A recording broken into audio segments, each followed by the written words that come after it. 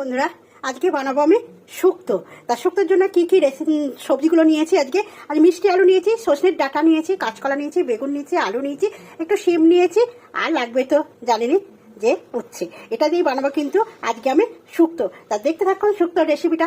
দারুণ স্বাদের শুক্তো, গরম পড়ে গেছে, এই শুক্তো খেতে কিন্তু দারুণ লাগে, তাই না বন্ধুরা? কারা কারা শুক্তো খেতে ভালোবাসেন কমেন্ট করে জানাবেন। আর যদি শুক্তোর রেসিপিটা আপনাদের ভালো লাগে তাহলে একটা লাইক শেয়ার কমেন্ট করুন, পাশে থাকবেন। এবার মশলাগুলোকেও রেডি করে নেবো। পুরো রেসিপিটা দেখতে থাকুন, আশা করি দারুণ লাগবে। বিয়ে বাড়ির স্টাইলের একদম শুক্তো বানাবো। তো সবজি রেডি, এবার মশলাটাও আমি রেডি করে নিলাম। বড়ি অবশ্যই দরকার শুক্তোতে, নাহলে কিন্তু ভালো লাগবে না।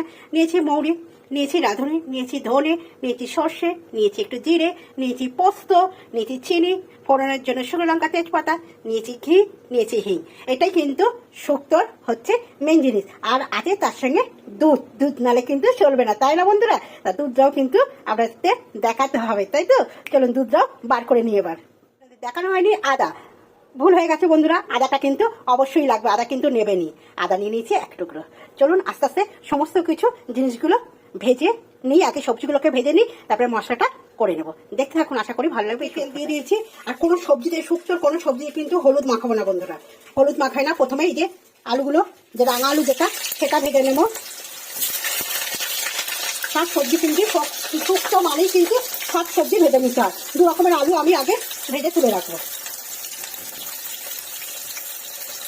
আস্তে আস্তে এইভাবে সব সবজি আমি ভেজে নেব। বিয়ে বাড়ির মতো শুক্তো খেতে চাইলে কিন্তু এই স্টেপগুলো করতেই হয়, নাহলে কিন্তু ভালো লাগবে না, সেই টেস্ট কিন্তু আসবে না শুক্তোতে। শুক্তোও কিন্তু নানানভাবে করা যায়, কিন্তু এইভাবে করে দেখবেন যে সবাই খেয়ে বলবে হ্যাঁ একটা শুক্তো খেলে পুরো বিয়ে বাড়ির টেস্ট হচ্ছে। এরকম আলু কিন্তু ভাজা হয়ে গেছে, ওই আলুটা আমি তুলে সব সবজি কিন্তু এইভাবে আস্তে আস্তে করে ভেজে নেবো। বন্ধুরা আমি একটু মশলাটা করে নিই। আর এখানে দেখুন এক বাটি দুধও নিয়ে নিয়েছি কিন্তু। এর মশলাটা করে নিই। এইদিকে এই যে আস্তে আস্তে করে আদা, জিরে, সব মশলাগুলো একটু একটু করে নিই। চলুন মিক্সিতে তুলে নিয়েছি। এবার দিয়ে দিচ্ছি ডাঁটাগুলোকেও ভেজে নেব। আর শুক্তো কিন্তু সাদা হয়, তুলে নিয়েছি। এবার দিয়ে দেবো উচ্ছে।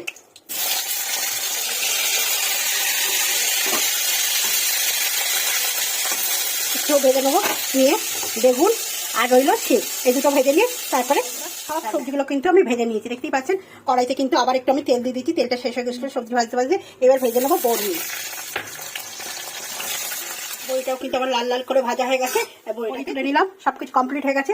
কড়াই কিন্তু একদম তেল হয়ে গেছে। এবার দেবো আমি কড়াইতে, ভাজাগুলো একটু দেরি লাগে, নাহলে কিন্তু চটপট হয়ে যাবে। শুকনো লঙ্কা, তেজপাতা ফোড়নে দিলাম, দেবো রাঁধুনি ফোড়নে দিলাম, পাঁচফোড়ন দিয়ে যে মশলাটা করে রেখেছিলাম সেই মশলাটা দিয়ে দিলাম। আপনারা মশলাটা আলাদা আলাদা করেও করতে পারেন, আবার একসঙ্গে করতে পারেন। আমি কিন্তু কিছুতে নুন দিইনি। এবার দেবো পরিমাণে নুন। আপনাদের যেরকম মনে হবে পরিমাণে নুন দিতে, সেরকম পরিমাণে নুন দেবেন। টেস্ট করে নেবেন, তাও আচ্ছা, কিন্তু নুন নেবেন। শুক্তোতে লাগবে মিষ্টি, তাই মিষ্টি দেবো। মিষ্টি পরিমাণটা আপনারা বুঝে শুনে দেবেন বন্ধুরা, যে যেরকম ভালোবাসেন। কিন্তু শুক্তো কিন্তু মিষ্টি মিষ্টি হয়, শুক্তো কিন্তু ঝালটা কিন্তু ভালো লাগে। কিন্তু একদম ফুটে গেছে, দেবো হিং। শুক্তোর মেন কিন্তু হিংটা লাগবেই। ব্যাস, এবার দিয়ে দেবো ভেজে রাখা সমস্ত সবজি। আমার হাত কিন্তু সবজি সব সেদ্ধই, দেখুন একদম নরম, একদমই দেখুন ভাজতে ভাজতে কিন্তু সবজি ভালো করে নাড়াচাড়া করে নিলাম। দেখতেই পাচ্ছেন একদম মশলা কিন্তু গায়ের মধ্যে একদম লেগে গেছে। এবার দিয়ে দেবো আমি ভাজা বড়ি, দিয়ে কিন্তু দিয়ে দেবো আমি এটা নিয়েছি মাদার ডেয়ারি দুধ। আপনারা আপনাদের কাছে যে দুধ থাকবে সেই দুধই কিন্তু দেবেন, জল কিন্তু দেবেন না শুক্তো বন্ধুরা। ওটা কিন্তু দুধ দিয়ে করার চেষ্টা করবেন। আমুল দুধ থাকলে আমুল দুধগুলো নেবেন, বা গরুর দুধ, মারা দিয়ে যে যেটা পারবেন সেটা দিয়ে কিন্তু করবেন। এবার সুন্দরভাবে একে নাড়াচাড়া করে কিন্তু এবার এটা ফুটতে দেবো। চলুন এটা একটু ফুটে যাক, তারপরে বাকি আছে ঘি, তাই তো? ঘিটা কিন্তু একদম লাস্টে দেবো। সবজি কিন্তু সব সেদ্ধ হয়ে গেছে, একদম গলে গেছে, এই অবস্থায় দেবো আমি ঘি। ঘিয়ের পরিমাণটা কিন্তু একটু বেশি দেবেন, হ্যাঁ বন্ধুরা? আমি যেমন একদম ভরা 1 চামচ ঘি দিয়েছি, আপনারাও কিন্তু একটু বেশি পরিমাণে। তোটা কিন্তু একদম কমপ্লিট হয়ে গেছে, দেখতেই পাচ্ছেন সব কিছু কিন্তু একদম নরম হয়ে গেছে। যদি আপনাদের ছোট্টখাট্ট শুক্তো রেসিপিটা আপনাদের ভালো লাগে তাহলে একটা লাইক শেয়ার কমেন্ট করে পাশে থাকবেন।